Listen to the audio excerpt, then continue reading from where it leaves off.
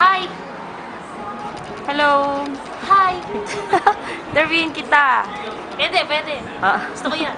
sige. Gusto yan. Paano ka ba nagsimula sa V-Mobile? Pakilala ka naman. Sige, pakilala ko. My name is Abigail de la Cruz.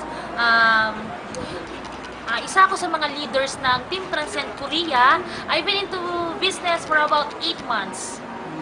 So, nahirapan ka ba sa umpisa? Mahirap. Sa umpisa, mahirap. Mahirap talaga kung iisipin mong mahirap. So, sa lahat ng bagay talaga, sa umpisa mahirap. Kahit dito, pagdating mo dito, syempre isasalang ka sa makina, mahirap talaga. Pero isipin mo lang madali, para lahat ng bagay maging madali. Mahalin mo lang, para lahat maging madali. So, magkano na earnings mo ngayon? Malaki na, no? Malaki? Hindi naman ganun kalaki, kasi medyo malayo pa tayo doon sa malaki na sinasabi nila. So, yung earnings ko, proud ako kasi pinaghirapan ko yan, hindi ko yan pinanalo sa loto, pinagtrabahuan ko, hindi pa ganun kalaki. Ang mahalaga doon, meron kang resulta. So, ang earnings ko as of now is 400,000 pesos in 8 months in V-Mobile. So, masaya ako at meron ako yan, at kasi pinagpaguran ko yan. Kaya proud ako.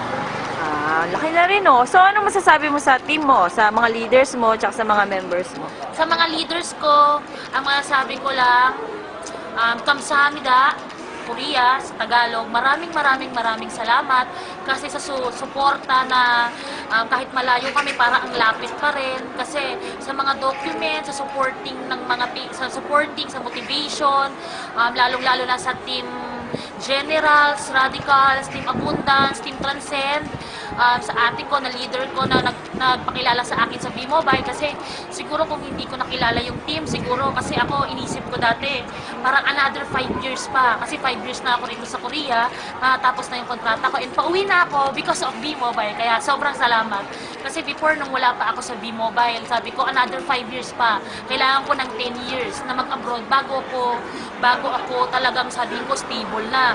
Pero ngayon nasa V-Mobile na ako at napakilala sa akin ng ate ko, parang sobrang excited na ako umuwi. Uwing-uwi na ako because of V-Mobile.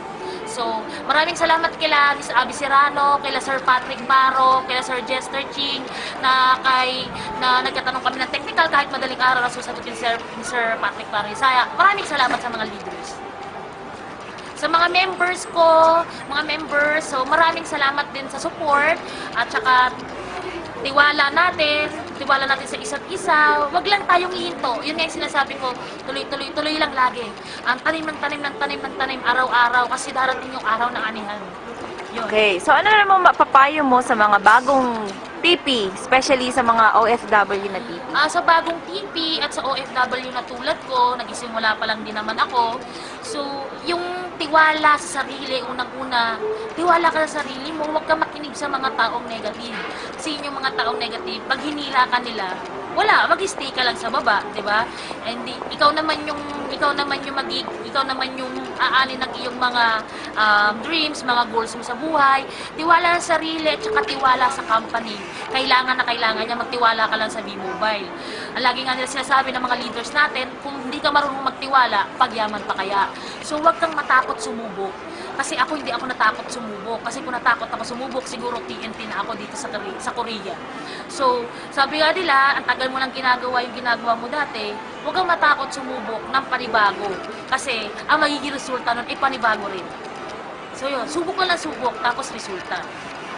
So, ang isa pang payo ko sa mga iba na malayo sa OFW, basa kayo lagi ng documents, wag kayong mag-i-endorse ng business natin nang hindi nyo naaaral yung negosyo. Basa kayo ng documents, 2 to 3 documents lang per day.